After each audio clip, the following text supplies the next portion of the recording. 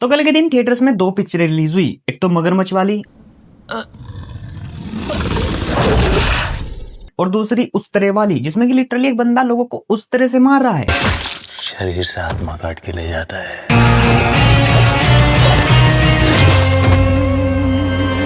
और इन दोनों मूवीज के टाइटल आपको वीडियो के टाइटल में मिल जाएंगे। लेकिन फिर भी आपकी जानकारी के लिए बता दूं कि आज की इस वीडियो में हम शाहिद कपूर और विशाल भारद्वाज की मूवी ओ रोमियो और एक सर्वाइवल थ्रिलर मूवी, जिसमें कि ना तो सर्वाइवल है और ना ही थ्रिलर है, तू या मैं की बात करने वाले हैं। और इन दोनों मूवीज को देखने के बाद मैं ये कहूंगा कि भाई घी खत्म। भाई क्या बकचोदी की है इन्होंने पिक्चरों में। खैर पहले उसी मूवी की बात करते हैं जिसके लिए मैं ज्यादा एक्साइटेड था। That is obviously Shahid Kapoor की ओ रोमियो। एंड इस मूवी को लेकर जो सबसे बड़ी प्रॉब्लम है वो ये है कि ये पिक्चर बहुत कुछ बनने का ट्राई करती है और फिर कुछ भी नहीं बनती। आई मीन उन्हीं सब चीजों में उजल कर रह जाती है। जैसे कि अगर आप ये मूवी देखना स्टार्ट करोगे तो पहले आपको लगेगा कि मैं गैंगस्टर क्राइम थ्रिलर मूवी देख रहा हूँ, लेकिन अगर आप थोड़ा सा आगे बढ़ोगे तो आपको लगेगा कि मैं एक रिवेंज स्टोरी देख रहा हूँ। लेकिन इससे भी अगर आप थोड़ा आगे मूवी को देखोगे तो आपको रियलाइज होगा कि मैं तो एक लव स्टोरी मूवी देख रहा हूँ, जो कि वो भी ठीक है, मूवी का नाम ही ओ रोमियो है तो लव स्टोरी तो होगी। लेकिन सीरियसली बताऊं तो पिक्चर में स्टोरी नहीं, बस इन्होंने एक लाइन की स्टोरी को पेपर पर जैसे हम लाइन नहीं खींचते वैसे ही खींचा है, वो भी 3 घंटे की मूवी में। भाई यार 3 घंटे में क्या क्या नहीं दिखा देते लोग, और यहाँ पर कुछ हो ही नहीं रहा है। मतलब मूवी जैसा कॉन्सेप्ट उठाती है अंडरवर्ल्ड माफिया गैंगस्टर वाला, उसके हिसाब से ये मूवी रो रियलिस्टिक एकदम,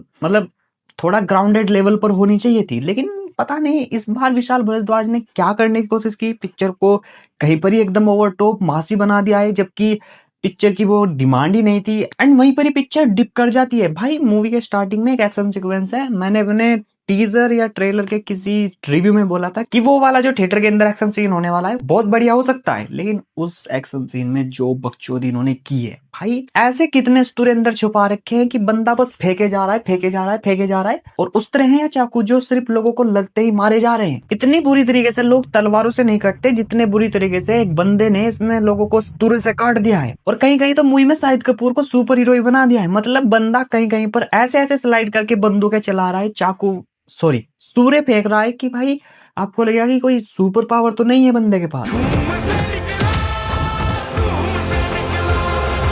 तो मैं इस मूवी के लिए कुछ ज्यादा ही एक्साइटेड था। इतने टाइम के बाद शाहिद कपूर और विशाल भारद्वाज का चौथा कोलैबोरेशन हमको देखने को मिल रहा है। जिन्होंने कमीने और हैदर देखी होगी उनको पता होगा कि बंदा क्या बना सकता है, तो इसलिए मैं इस मूवी के लिए एक्साइटेड था। लेकिन मेरी बातें सुनकर आपको ये तो रियलाइज हो ही गया होगा कि ये मूवी मेरी एक्सपेक्टेशन नहीं मीट कर पाई। मतलब मेरी एक्सपेक्टेशन अगर यहाँ थी तो ये पिक्चर यहाँ चलती है। आई नो फ्रेम से भी बाहर हो गया होगा, बहुत ही मिड मूवी है ये, जिसमें कि ना तो मूवी का एक्शन अच्छा है, ना ही इसके गाने अच्छे हैं, ना ही इसका म्यूजिक मेरे को अच्छा लगा। अगर इस मूवी में कुछ अच्छा है तो वो सिर्फ एक चीज है, और उसी वजह से मैं इस मूवी को अब तक घटिया नहीं बोल रहा, मतलब ठीक ठाक टाइम पास मूवी बोल रहा हूँ। मतलब अगर एक बार देखने चले जाओगे तो आपका टाइम कट जाएगा सिर्फ उस एक चीज की वजह से, जो कि है एक्ट्रेस की परफॉर्मेंसेस। चाहे शाहिद कपूर हो, नाना पाटेकर हो या फिर तृप्ति डिमरी हो, सभी ने अपना 100% दिया है। और यही एक सिंगल पॉइंट है मूवी के अंदर जो मेरे को अच्छा लगा। भाई शाहिद कपूर ने जिस तरह से मूवी में अपना किरदार पकड़ा है, डैम। मतलब अगर मूवी की स्टोरी थोड़ी भी बढ़िया होती ना तो भाई पिक्चर बेस्ट हो जाती। और ऊपर से नाना पाटेकर, उनको स्क्रीन पर इतना कम दिखाना भाई क्राइम है। मतलब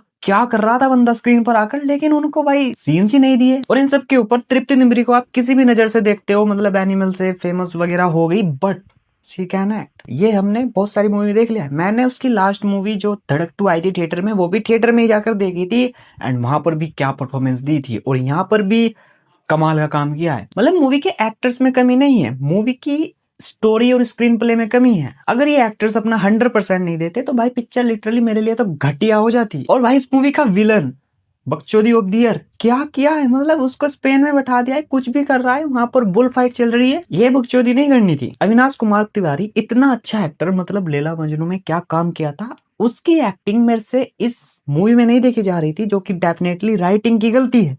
बंदा ट्राई कर रहा था लेकिन उसका कैरेक्टर ही इतना अपसर्ड बेकार लिखा हुआ है कि वो भी अपनी एक्टिंग से नहीं संभाल पाया। और इसके ऊपर से दिशा पटानी, तमन्ना भाटिया और विक्रांत मासे जो पिक्चर में थे वो सिर्फ कैमियोज के लिए ही थे, तो उनके लिए तो आप ये मूवी नहीं देखने जा सकते, क्योंकि वो आते हैं और चले जाते हैं। जितना रोल उनका था उन्होंने भी बढ़िया किया। लेकिन मेरे को लगता है कि डायरेक्टर ने इतने सारे एक्टर्स लिए, जाने माने नाम, लेकिन फिर उनको समझ में नहीं आया कि उनके साथ करना क्या है। मतलब एक भी कैरेक्टर का कोई आर्क नहीं, किसी भी कैरेक्टर से आप कनेक्ट नहीं होते, किसी भी कैरेक्टर के लिए आप इमोशन फील नहीं करते, जो हो रहा है बस हो रहा है, आपको कुछ फील ही नहीं हो रहा है। तो ओवरऑल बताऊं तो ओ रोमियो मेरे को टाइम पास ही लगी, मतलब एक बार जाकर देख सकते हो, वो भी सिर्फ मूवी के एक्टर्स के लिए।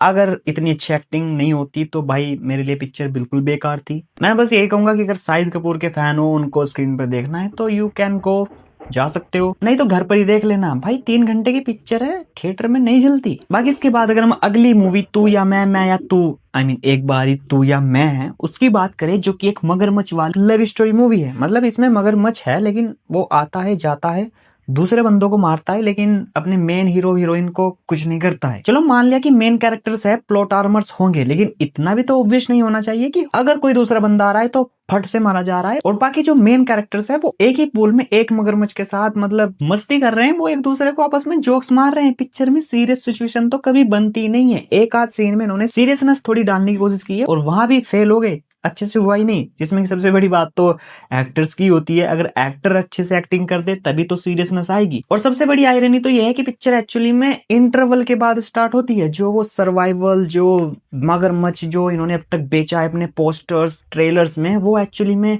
फर्स्ट हाफ के बाद स्टार्ट होता है। उससे पहले तो अलग ही कहानी चल रही होती है दो इन्फ्लुएंसर्स की, जिसमें कि एक अमीर है और एक गरीब है। फिर वही बकचोदी होती है कि दोनों एक दूसरे को देखते हैं, दोनों को प्यार होता है। मतलब पहली बात तो मेरे को यही समझ में नहीं आती कि एक अमीर लड़की, इतनी अमीर लड़की एक गरीब लड़के से प्यार कैसे कर लेती है। मैंने तो ये कभी रियलिस्टिक होते हुए देखा ही नहीं है। I mean come on man, ये कॉन्सेप्ट मैंने सिर्फ मूवीज में ही देखा है। मतलब कि एक गरीब लड़का होगा जो कि बस्ती में रहता होगा, एक अमीर लड़की होगी बड़े घर में रहने वाली, और पहली नजर में उसको गरीब लड़के को देखते ही प्यार हो जाएगा। अबे भाई अपनी फैंटेसी से बाहर आओ, कुछ ऐसा लिखो जो कि रियलिस्टिकली पॉसिबल हो। खैर ये तो इतना बड़ा इशू नहीं है, लेकिन सबसे बड़ा जो मूवी का इशू है वो ये है कि जिस तरह से ये अपने कैरेक्टर्स पर प्लॉट आर्मर इतनी ऑब्वियस तरीके से यूज करती है कि भाई पिक्चर में कभी टेंशन फील होती नहीं है। जबकि टेक्निकली इस मूवी को एक सर्वाइवल थ्रिलर मूवी होना था, इसको टेंशन फील करवानी थी, लेकिन कुछ भी नहीं होता है। मतलब एक पूल के अंदर एक साइड मगरमच्छ बैठा हुआ है और दूसरे साइड ये दोनों मेन कैरेक्टर आपस में जोक्स मार रहे हैं। वेल रिटन क्या, वैसे भी ये मूवी एक थाई मूवी द पूल का रीमेक है। एज इट इज तो इन्होंने कॉपी नहीं किया, लेकिन जो इन्होंने न्यू ऐड किया है यानी कि लव स्टोरी, वो इसका बेस्ट पार्ट बिल्कुल भी नहीं है। मतलब वर्स्ट पार्ट है वो, झेली नहीं जाती इनकी लव स्टोरी। और इसके ऊपर से मगरमच्छ का जो उन्होंने सीजी किया है, not up to the mark. मतलब दिखता है कि भाई सीजी किया हुआ है, रियल नहीं है, जो कि फिर भी ठीक है, चल जाता। मतलब थोड़ा बहुत वीएफएक्स ऊपर नीचे हो जाता है, लेकिन इन्होंने कॉन्सेप्ट कोई सीरियसली नहीं लिया है। अगर आपने द पूल मूवी देखी हुई है और अगर ये भी देख ली तो क्या आप प्लीज कमेंट में बताओगे कि द पूल इससे बेटर है? क्योंकि मेरे को तो ये पसंद नहीं आई। कुछ एक आध मोमेंट्स के लिए मैं इसको टाइम पास की कैटेगरी में ही रखूंगा। एंड दोनों पिक्चरों में मैं किसी को भी बेटर नहीं बोलूंगा, मतलब दोनों ही मिड हैं, दोनों को ही मैं रेकमेंड नहीं करता। क्या पैसे खर्च करके थिएटर में देखने जाओ? नहीं भाई, कभी ओटीटी वगैरह पर दिख जाए तो देख लेना, बाकी तो नहीं भी देखोगे, दुनिया तो नहीं खत्म हो जाएगी। और भी बहुत सारी चीजें हैं दुनिया में देखने के लिए, वो सब देख लो जाकर। और अगर ये वीडियो अच्छी लगी हो तो लाइक कर देना, ऐसी और वीडियोस देखनी हो तो प्लीज सब्सक्राइब कर लेना। तब तक के लिए मैं मिलता हूँ आपको अगली किसी वीडियो में। जय हिंद, वंदे मातरम, take care, bye and you are OGs.